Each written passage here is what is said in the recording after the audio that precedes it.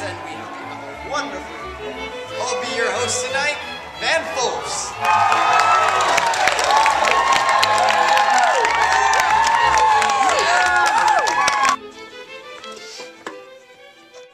Hello and welcome again. We are broadcasting to you live from unbiased, unprejudiced, and completely open-minded US of A. Hell yeah! Brought to you by a large group of unsatisfied taxpayers, because you know how well that turns out. Here tonight, we have brought together, just for you, the greatest things in all of European history. When we say European history, we really mean all of European history that matters. As in the last 750 years, according to the U.S. College Board. We have a great show for you tonight, but before we get to the awards, let's put this in context. Let's take a look at a very brief history of the world. And now, please welcome Professors McKay and Merriman. Thank you.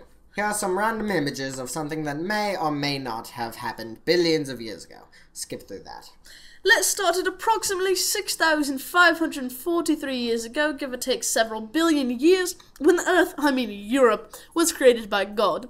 Now, to clear this up for all of you post-Darwin thinkers, this is also the same time when the Sumerians were quite surprised to wake up one morning and find God recreating everything that was already there. This was a great time when civilization started. There was much rejoicing. Yay! Now, let's forward several thousand years to the next big thing. Boring. The Greeks! And then the Romans and Christianity. And let's move on to real history now. 1347, the Black Death. People died, lots of them, but serfdom was abolished in Western Europe. There was much rejoicing. Yay! Sorry, Russia. Maybe next century. Psych. And then the Renaissance. Some rich Italian dudes were busy being rich and redid what had already been done 1,000 years ago. Petrarch wrote about how that was cool, and Europe's ego expanded to take up the entire world. The Northerners came in and went back to Christianity. Meanwhile, in Germany, Martin Luther had 95 theses, and the Pope wasn't one of them. Bam, Protestant Reformation. And then Columbus discovers America. Native Americans? What? Where? Who? I don't see any. Any more, that is. High five.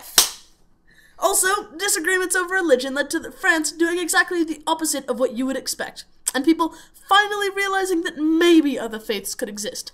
Maybe. All of this changes how the monarchs view their power. While everybody else takes full control, England and the Netherlands start their tradition of being on the leading edge of the next semi-destructive trend. That all works out in the end. Next.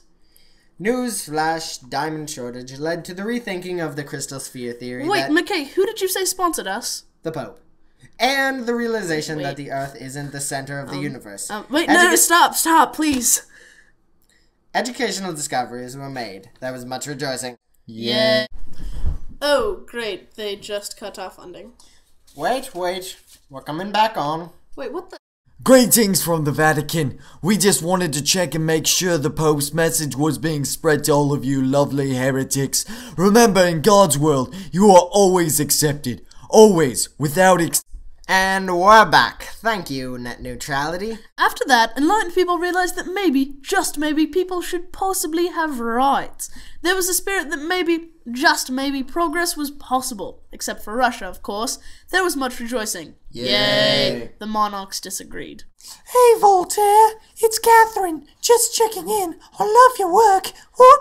You have to come over and check by my enlightened room? Oh, here's the thing. I'm busy. Forever. Gotta go by.